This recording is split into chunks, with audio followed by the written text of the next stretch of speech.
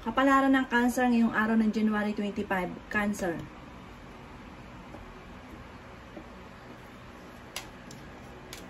Sinasabi po dito na ating tarot card Cancer na kayo daw po ay maaaring nakakaranas ng kayo ay nahusgahan ng inyong kapwa.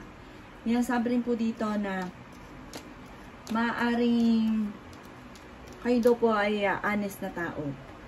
Sinasabi rin po dito na maaaring kailangan yung magsakripisyo para sa inyong pamilya. Parang sa ngayon ay nag-iisip ka kung paano.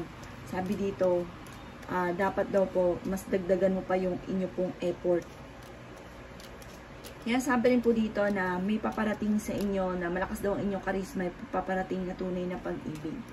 Sinasabi rin po dito na maaaring kayo daw po ay kailangan mas maging wais sa buhay.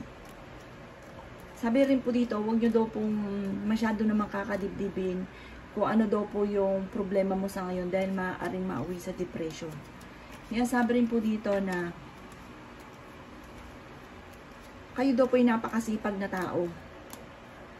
Sinasabi rin po dito na kayo daw po ay parang meron kang sitwasyon na parang na-stack up ka na sa pinagdadaanan ninyo. Parang medyo matagal na yung sitwasyon na pinagdadaanan ninyo sa ngayon. Kaya sabi rin po dito na huwag ka daw pong panghihinaan ng loob. Marami kang mga pangarap sa buhay, makakamtan nyo daw po ito. Huwag daw kayong parang sa ngayon parang pinanghihinaan ka ng loob. Sabi rin po dito, kayo daw po ay parang dumadaan lang sa mga pagsubok, pero ang ending, malalampasan nyo daw po kung ano man yung mga pagsubok na pinagdadaanan ninyo sa ngayon. Sinasabi rin po dito na parang pag-isipan mo mabuti, huwag daw pong sabak na sabak, pag-isipan mo munang mabuti yung bawat kilos daw po ninyo.